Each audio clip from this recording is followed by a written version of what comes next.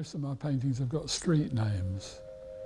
They're abstract paintings, whatever that is, but they're informed by my passage through the world, my perceptions and feelings.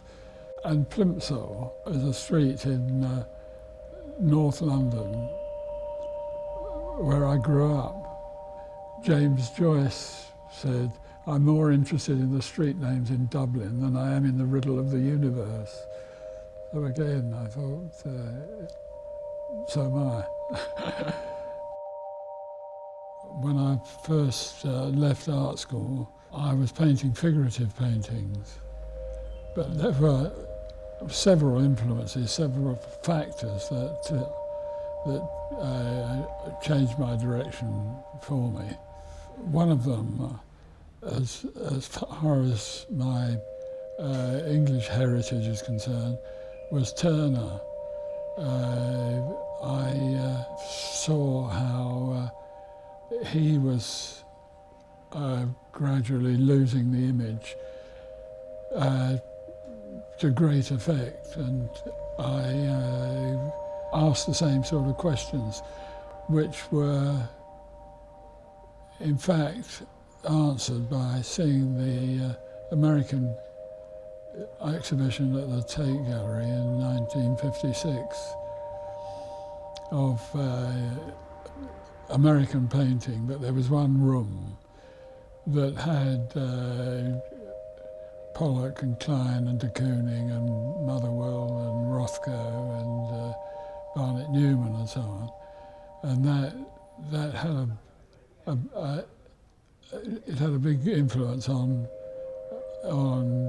my generation and younger artists as well. I have been inspired by many things, particularly music. In music you can communicate directly with the rhythm or melody or harmony or whatever.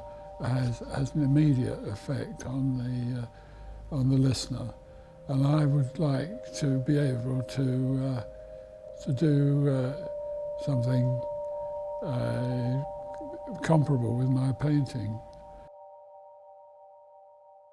Each painting really sows the seeds of its own succession, and they're born of each other. They just go on. I've lived through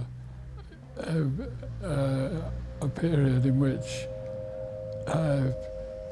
painting has been rejected. We've been told that painting was dead. For example, I used to teach at Goldsmiths, and Michael Craig Martin used to argue that painting was dead, and we fought our corners over this. And now, of course, Michael Craig Martin is making very successful paintings. But I would, if the young artist is a painter, I would just say, stick to it, keep going, don't let the bastards grind you down.